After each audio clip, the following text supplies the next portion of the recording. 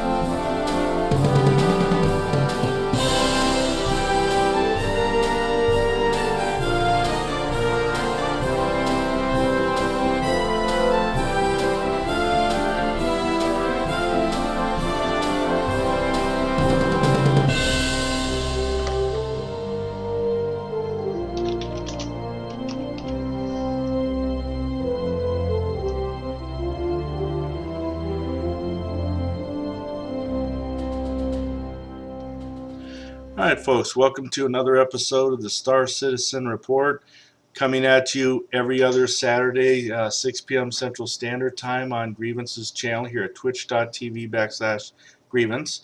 And you can catch our episodes on Grievance Gaming on YouTube. Zeosin, thank you for the follow. And we barely started. All right, now to show you our cast for tonight here. All right, hello everybody. Got Thamin here, and with me, I'm Memo. Good evening, folks. all right. And still operating with a slight handicap here. I still got this cast on my hand. That's going to be another few weeks on that one. So, thank you all. What is this? Thank you for the heavy breathing on the voice. Did I miss something or did I do it?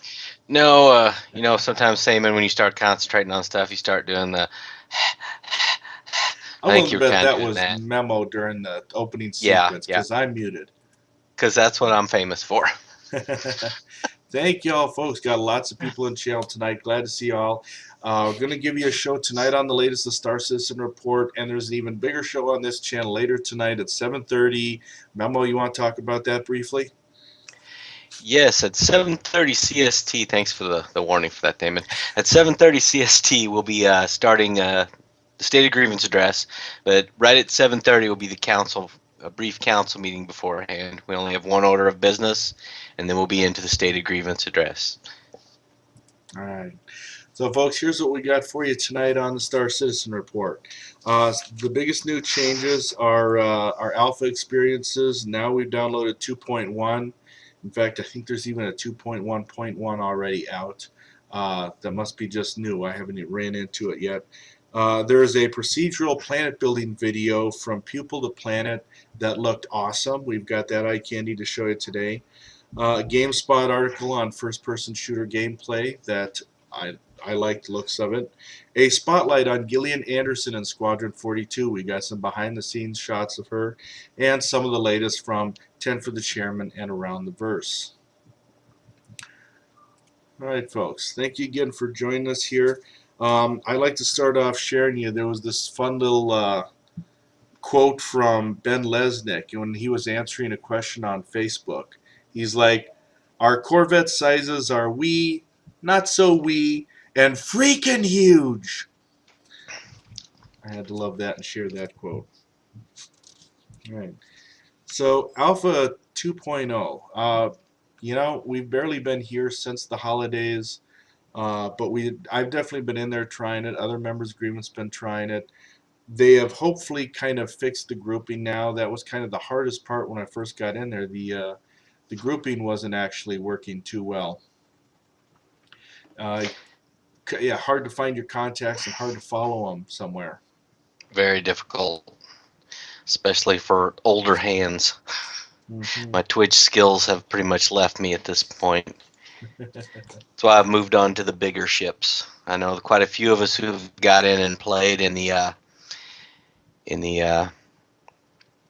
dog fighting and the squadron thing have sold our Hornets and moved to bigger and larger ships. Damon's still holding out though. Oh yeah, I still got a Hornet. I still got one to do some dog fighting, and been enjoying that a bit. By the way, hello also the Red Bear One. Welcome to the channel. And Arrow, you got a fan there too. Or now we got a fan and Arrow in there too. I did take my Hornet out once recently to Cryo Station. One of the few instances nobody seemed to be there. So I got in there, explored the station, found where the medikits are, found where the rifles are, and nobody really joined me. Although I did hear from inside the station someone fly by and blow my Hornet up and As it leave me was sitting stranded out there, there. that's Yeah. that's always nice. You got to be careful zero G'ing outside of any station too. You get a certain distance above one of the landing pods, and it'll gravity kicks in. I actually did have somebody fall to death outside, out of my constellation, taking off and having a little glitch. They opened the bottom cargo bay and just fell out. Folks, yes, be happy to ask any questions you have. We'll answer to the best of our ability. Absolutely. I also did enjoy finding entry in the ghostly Kovalex shipping hub. That's the hub that some decompression happened.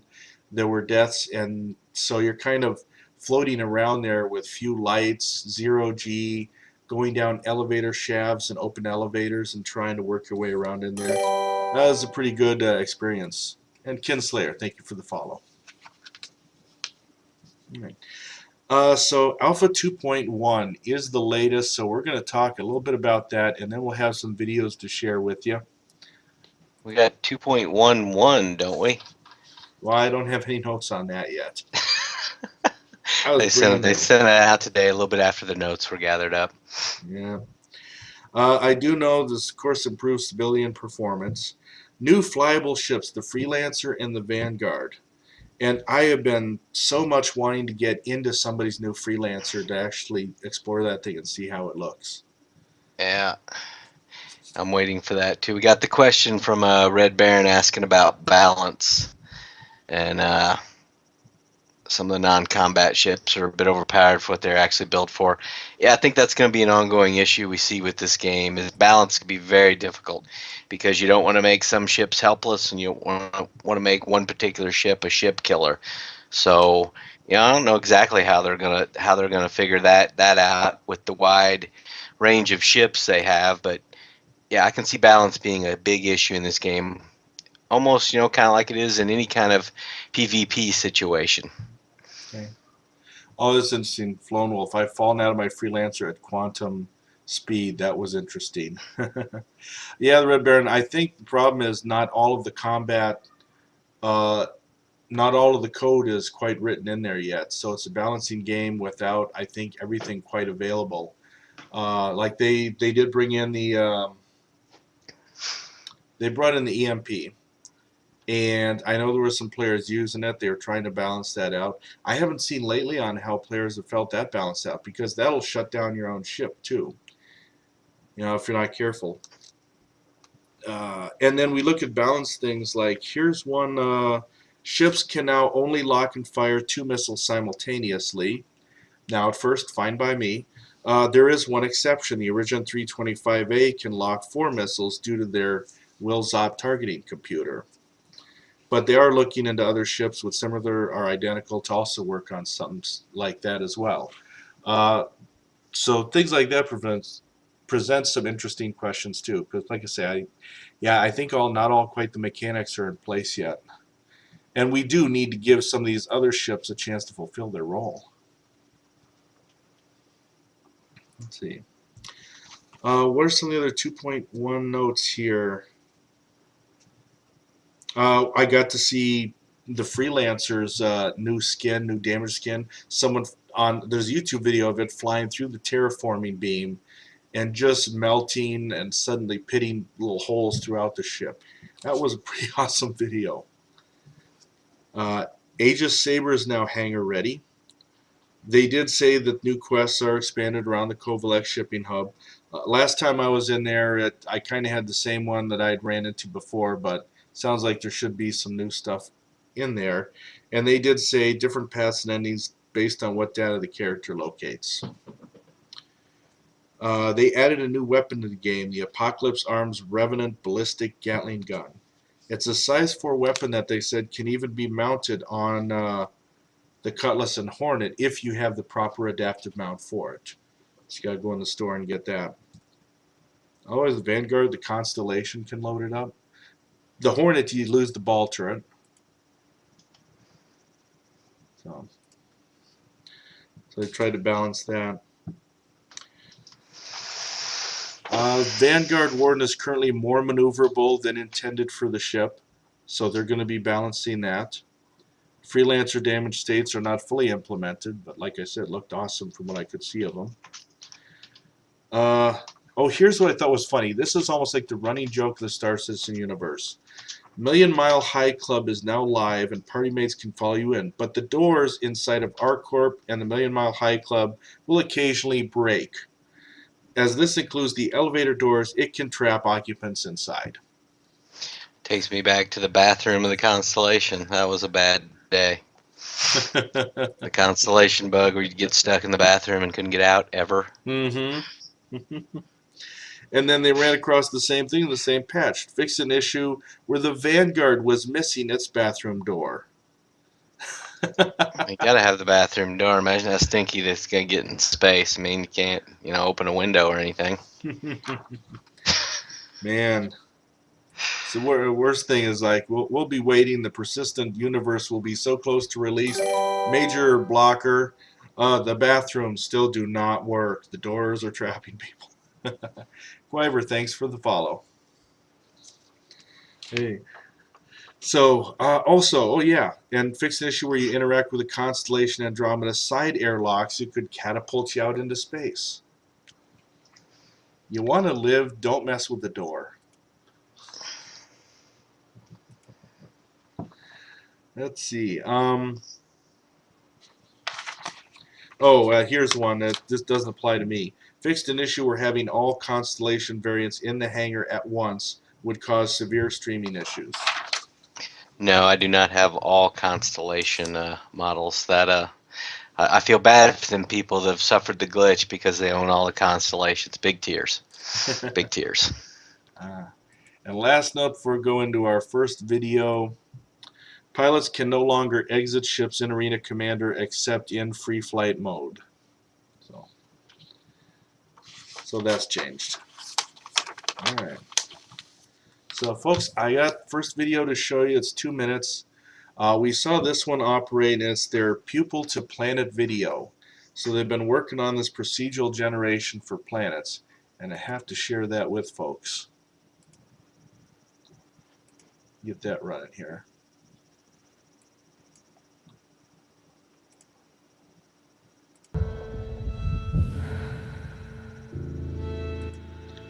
Just going to cut down a little bit on the volume.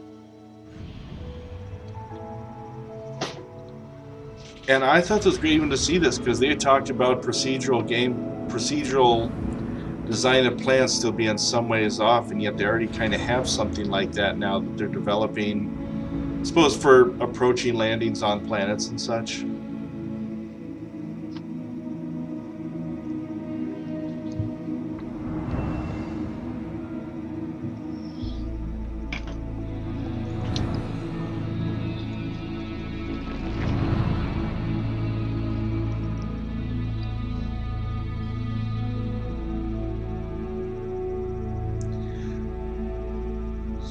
So as y'all are watching this, they can give the planet a certain prototype and it will generate automatically to match. From here we can seamlessly move all the way out into space.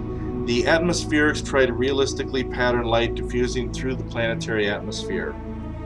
Since the entire planet could not be stored in memory, this allows real-time, on-demand generation of a landscape. And the 64-bit precision allows them to not lose that precision on planetary scale. So this is all being rendered real-time in engine. Sweet.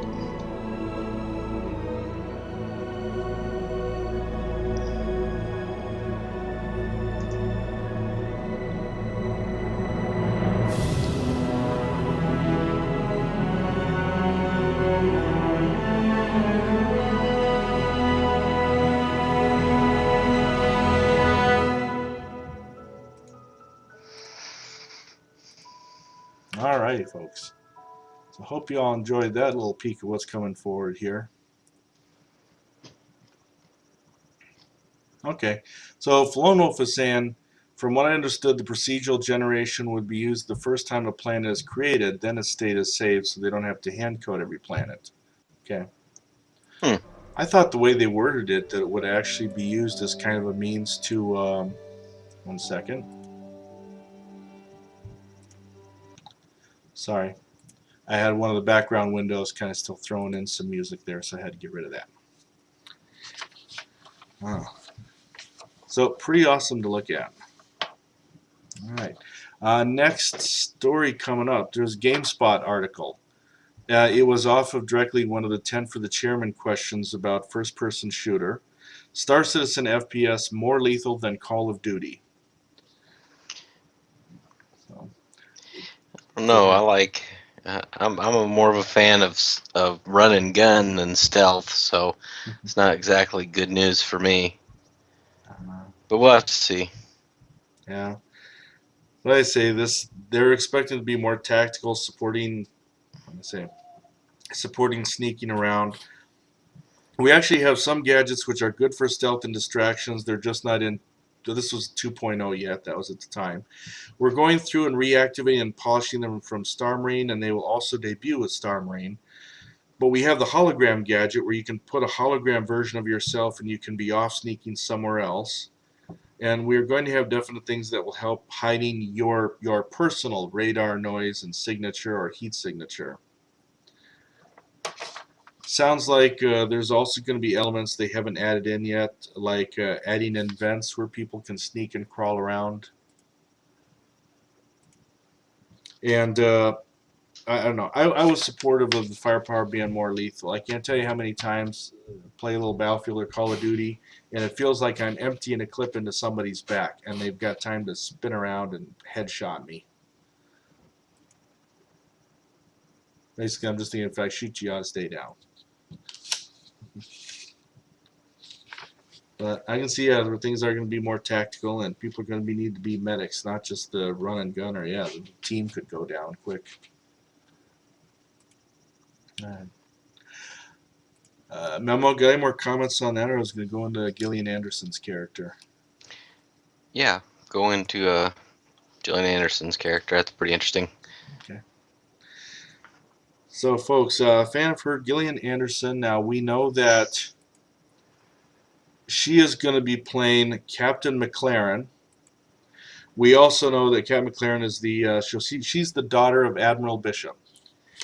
And we had a glance at her character back when they did that Morrow tour of the Idris to kind of, as kind of their early alpha introduction into Squadron 42.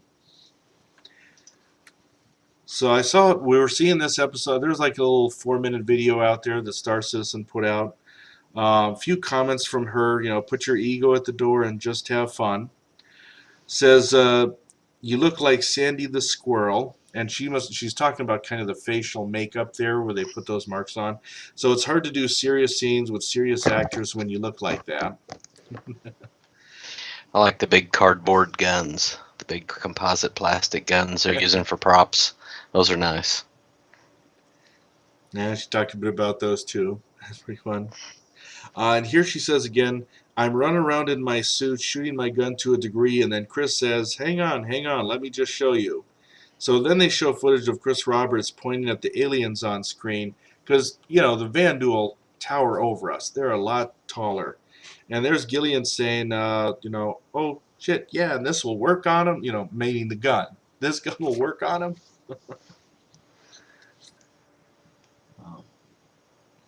That's pretty good. I just love seeing even a little more behind the scenes of this stuff, this motion capture, and kind of Yeah. seeing things. I'm still interested. There's still a number of actors on this project that we don't necessarily know their exact role and what part they're playing.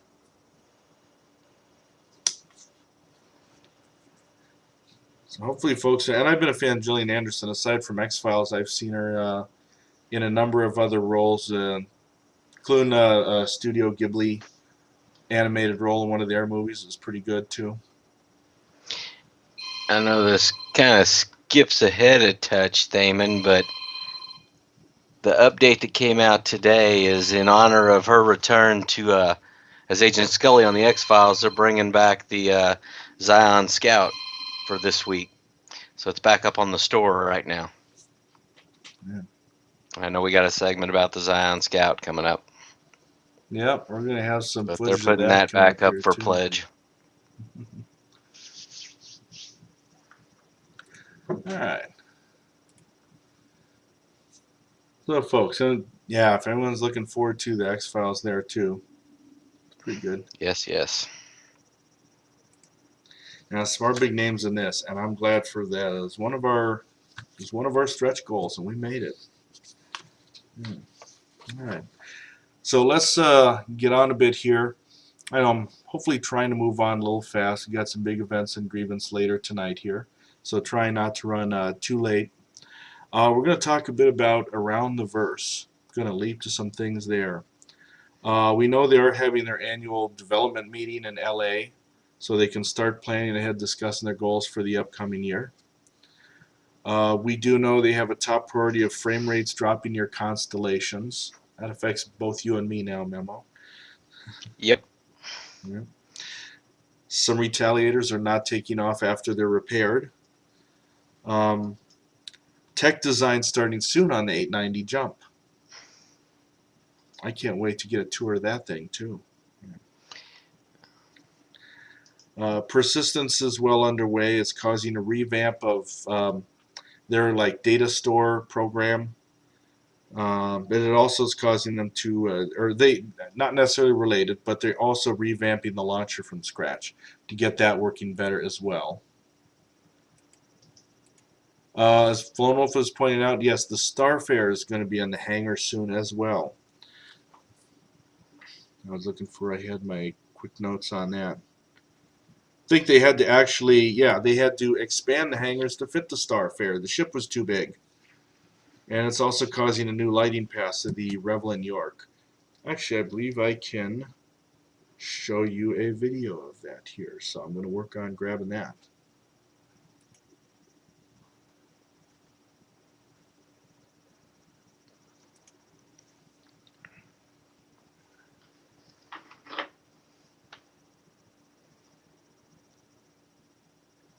So I'm going to have that starting in just a moment here.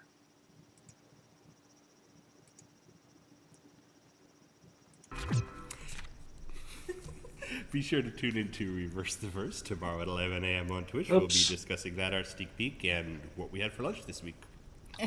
Give me a second. Yay. And now, here's your art sneak peek.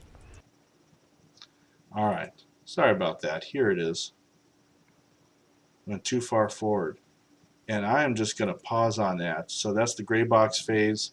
There's a picture of the Starfarer sitting in what will be the new Revel in York hangar. Still a work in progress.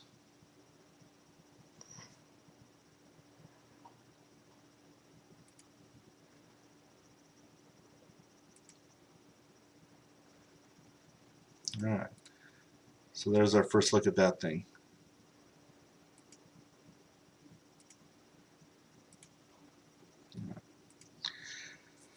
Other than that, let's see. Squadron 42 levels are being matched up. They are planning another shoot for Squadron 42 later in the year to pick up those occasional things they miss or that they need to redo, shoot extra. They are finishing animations on the first-person shooter, still working on the NPC's artificial intelligence. Frankfurt Foundry 42 is working on how ships can get pulled out of hyperdrive or blocked from even entering it. They used that word, hyperdrive. I just wrote it down. And it's supposed to be quantum drive. Hyperdrive. I wonder where you got that from. Where did that come from? They may have gotten it after some very popular movie series. Oh. You think? All right, folks. And as well, let's see. I thought it was interesting. The MVP went to two programmers who created an app so that you can take your smartphone to access the power grid of your ship. And it showed them they had it kind of just clipped onto their desk there, and they could reach up the smartphone and program that their power balance, whether it's for the speed or the shields. So there you go, an app where you can have just one other means to access your ship for in addition to your personal computer. All right. Also, some mentions here. They're reviewing the shopping prototype. They're saying it's actually working well, and they're moving on to its functionality. We know that they're going to be switching things from the online Voyager Direct store into where pretty much we'll be paying for everything inside the game and through the game. Keep everything in one place. You don't have to port out to a store. Mm-hmm. Interesting. Yeah.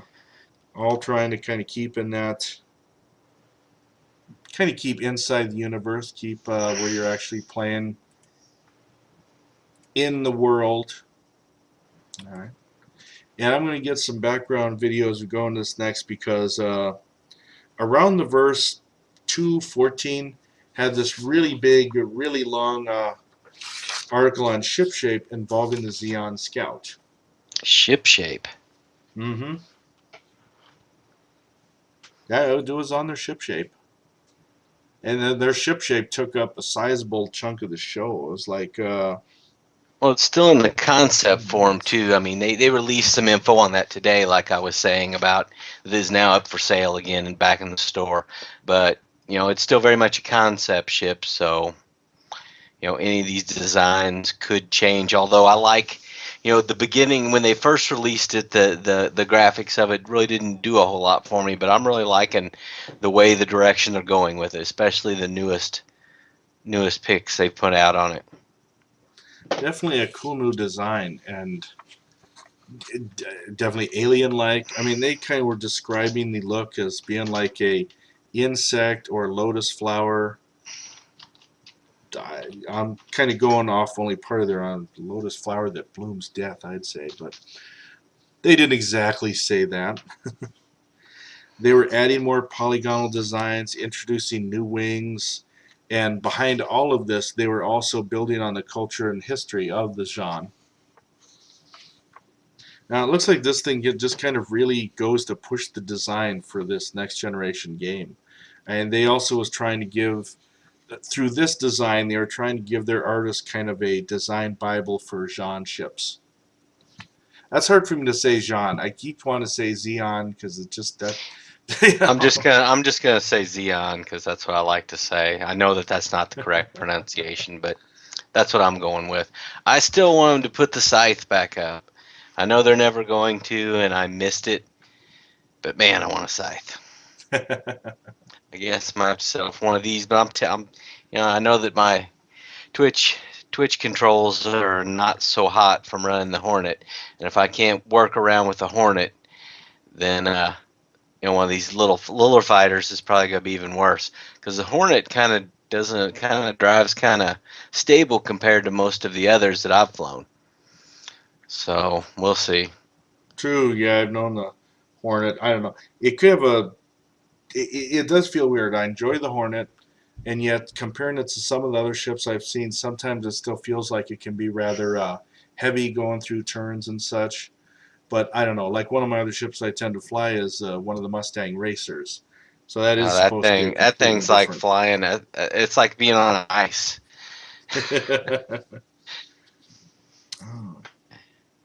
Oh, speaking of still which, got let's my see. Oh, go ahead. I've still got my Super Hornet, but I'm not sure if it's gonna make it to live. But right now I've still got it because you can kill stuff with it. Alrighty. Yeah, and I found out I had originally planned on trying to melt the Mustang Racer. It was the special one that came with the graphics card last year, only to find out they've essentially nerfed it. If you try to melt it, it's not worth anything, so might as well keep it. What do you Oh, so mean it's going on not to... worth anything? Because it was a freebie with the video card? It doesn't give you any store credit? Right. You try to melt it, it'll tell you this will give you 0 store credit. Oh, well then I would keep it, Thamin. Yeah. As my backup for zipping around the universe. Let's talk a bit more about this, John. I got a few more notes here. They mentioned the triangle shapes indicating the maglev technology for the race. There's markings on the ship that are a mix of both tribal and electronic forms. And part of this will also be included once they get the holographic HUD up and working. I've been playing with both triangular and hexagonal motifs. They're trying to keep a rather minimalist interior of the cockpit to maintain its wide open shape. They're saying when you get into this thing, we're pushing for that high-tech feel, and it should feel foreign. And now they're also talking about they're still trying to figure some changes as far as you'll probably enter the cockpit from the side of the ship. The ship itself will probably open up. They went again like open up like a lotus flower or rosebud to let the pilot out. But I'm going to go to the art sneak peek at the end of this one because they have something that kind of shows the scale, and it surprised me. And the ship was bigger than I believe I thought I recall seeing.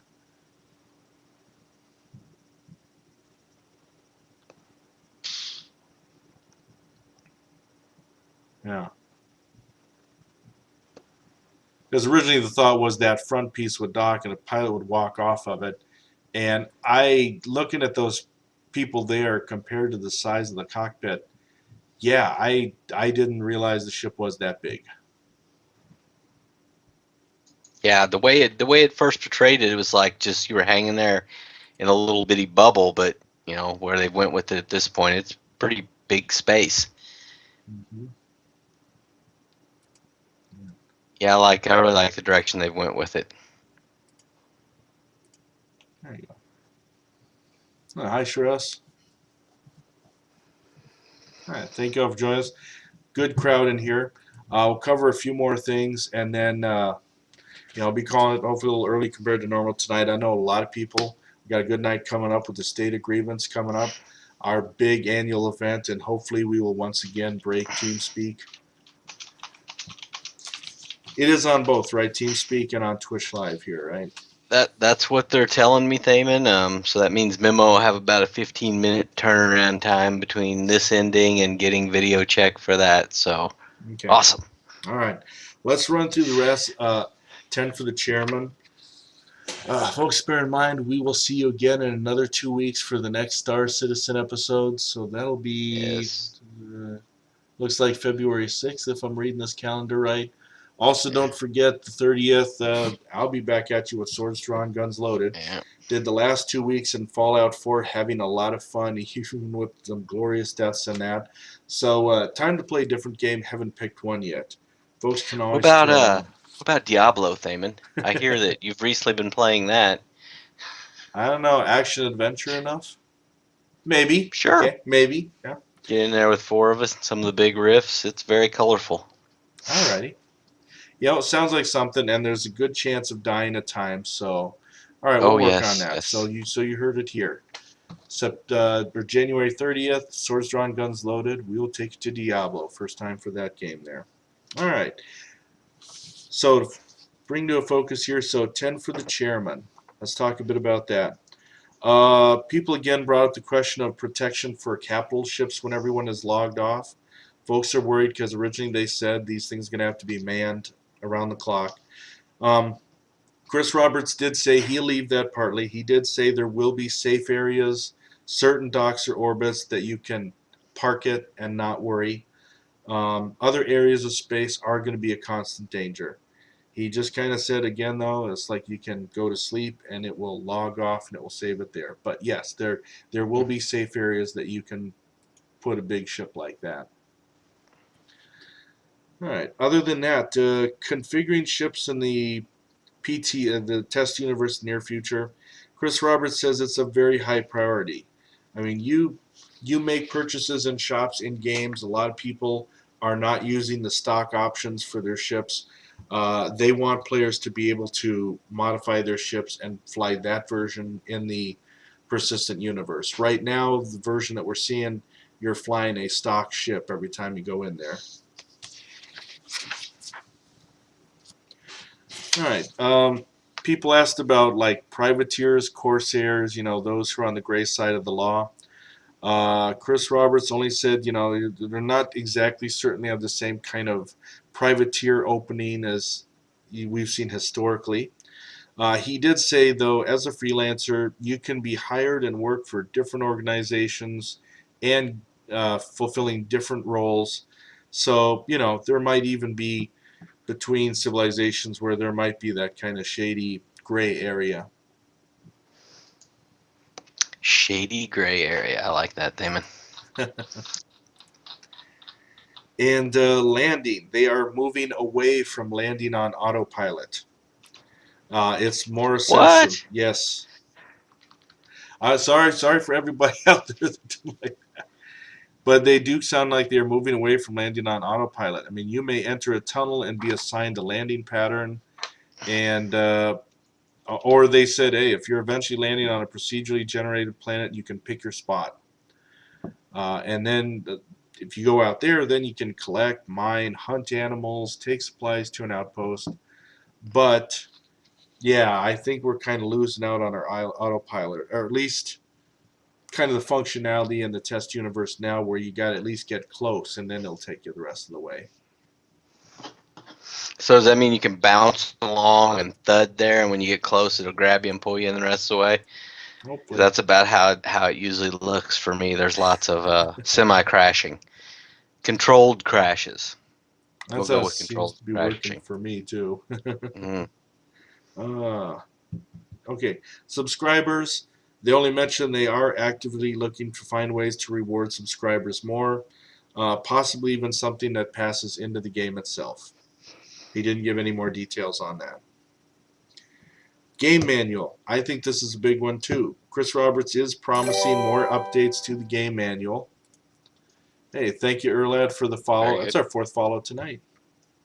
And me with the cast on my hand. Hey, good job.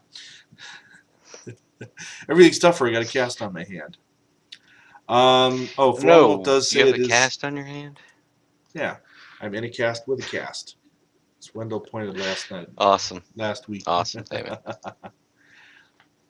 Flown Wolf, it is a lot better now with precision mode. I know. I haven't crashed too badly yet, although I've had my moments. Let's see. But anyways, yes, the game manual, we really need a good one out. There's a lot to be covered. There's a lot of things that some people don't know that everybody doesn't know. So we could really use one to get out there. Very complex. And then I am going to jump down as far as Starfare's refueling mechanic. Chris Roberts does want that mechanic to be working as soon as the Starfare becomes available. They don't want a ton of Cryastro stations floating around. They want players to fulfill this role. And this month, we should be seeing that Starfare get into the hangar. All right. So, and that is actually my notes for tonight. Right now, the best we could try to cover since all the news that's been actually a little while since our last broadcast. It has been. We will not be doing that again. Some unforeseen circumstances there. Yeah. We're back and ready to go, aren't we, Thamin? Yep. So again, we'll see y'all 2 weeks from now. Like I say, that should be February 1st, 6 p.m. Central Standard Time. Here on twitch.tv Grievance, I'm going to give everybody the little info box here again. So also, if you're catching this on YouTube, you got all the info of where you can catch Grievance, or you can catch news of the show there. Check out past episodes of the Star Citizen Report. We've been running over 2 years with this show now, so we've got a lot of nice topics covered. And there are a lot of things that we covered once that we haven't heard any updates about. That 890 Jump was one of our most popular shows, and we haven't seen a whole lot about that ship lately. If not. Hey, don't forget, everybody, at 7:30 we have the State of Grievance address coming up. You'll get to listen to me talk again, and then we'll go into Steelheart's soapbox. Doesn't anybody want to miss that? We got a lot of great news for you coming tonight. The council meeting will be a brief council meeting. Will precede the State of Grievance address. So 7:30, folks. Thanks for tuning in. All right. Now we're going to let y'all go for the night. Again, see you in 2 weeks, and thank you for joining us again. Good night, folks.